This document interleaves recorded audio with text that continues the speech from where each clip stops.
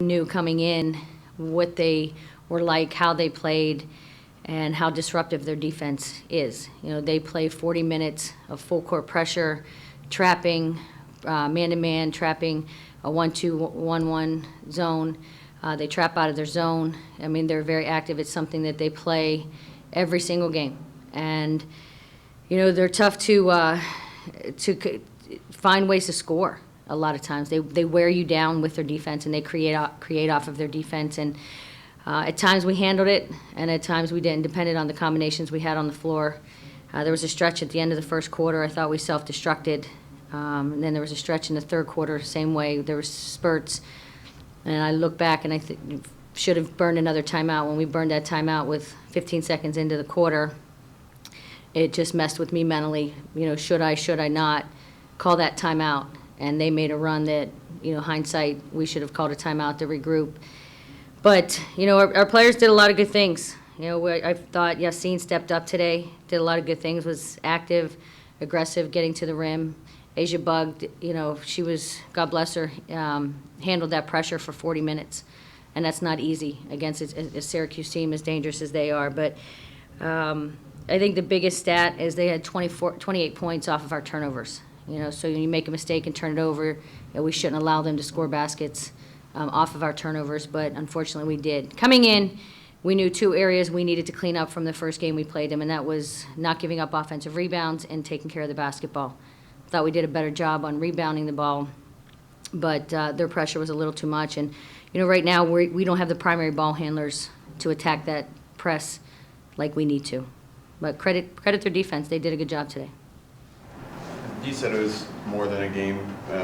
How much was that sort of emphasized by the fact that Syracuse was wearing the United We Fight shirts and was wearing pink and everything? And just the whole, I guess sort of just how was this nature of the game a little different? Being in the ACC, this is the time of year that it's the Play for K initiative.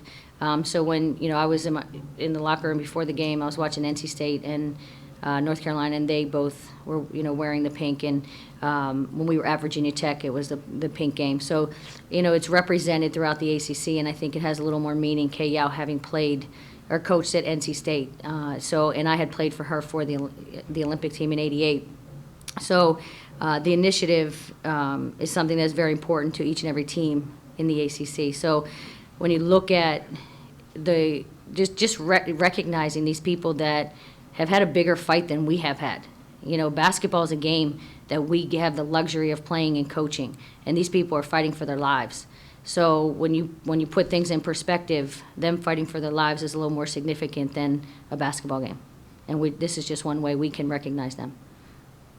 I don't know how much you're able to see this. Obviously, halftime, survivors come out onto the floor and they're celebrating. And during that one immediate timeout in the second half, you and the team on the video board and the signs. And it was kind of a cool scene to see everybody around the P kind of lift up their signs, who they're fighting for. What do you think that means to them, to the survivors in attendance today, that they're being recognized like this on a pretty big stage, I would say? I think our marketing department, our staff here, does a great job of reaching out to breast cancer survivors. And I know there are some that, and I actually know of one who wants to keep it private and didn't want anyone to know that this was what they were going through, and it was a fight.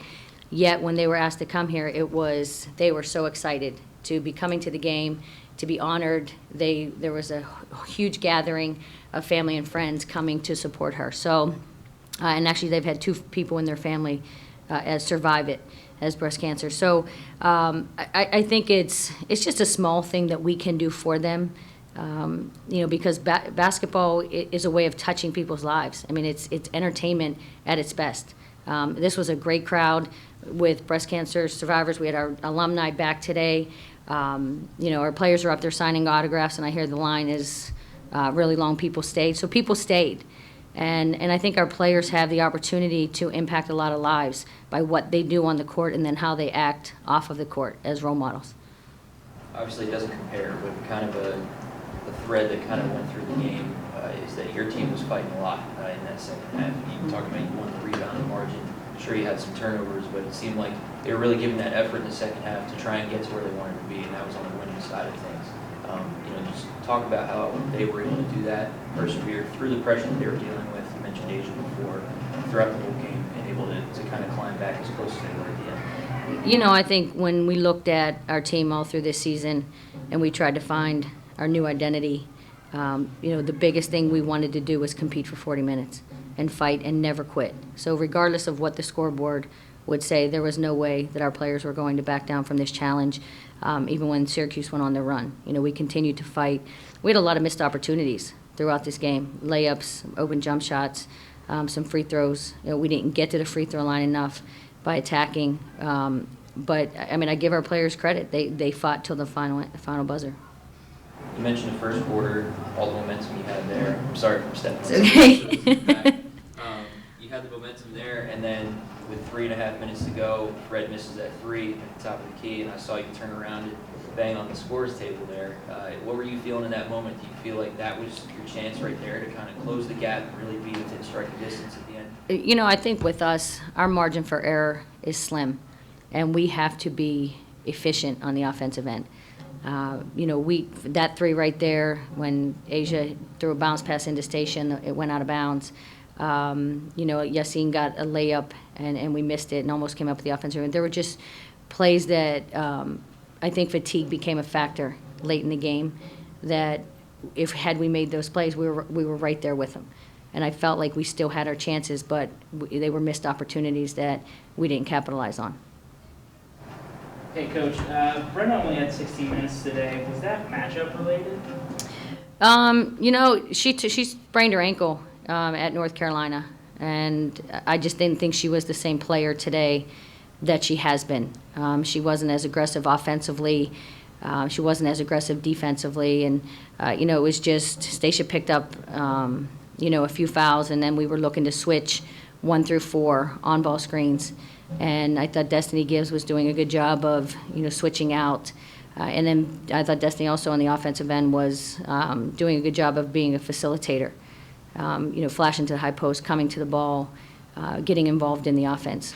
For whatever reason, I felt Brenna was a little more timid than I've seen her ever play, because the one way I describe her is she's a warrior, and she fights and battles at both ends of the floor. And I don't know, maybe other people saw her differently, but she wasn't the Brenna that I saw and I've seen in the past. And another game from Asia where she was really aggressive offensively. What does that do for the team as a whole when she, is also a scoring threat? I think it's another option for us, when she's hitting shots and making plays. That will continue to open things up inside for our post players. Fred's hitting shots from the three when Asia can hit shots. Now they have another player they have to key on. It just gives us another weapon. We are a team that needs balanced scoring, so we need multiple scorers. I'd like to look down and see 5 players in double figures. We had Brenna with 2, but only got 3 off of our bench. So Stacia with 9, almost with a double-double. And then Yassine a rebound shy. But we are a team that needs multiple scorers for us to be successful. And we have to be able to put more points on the board, especially against a team that can score in bunches like Syracuse can.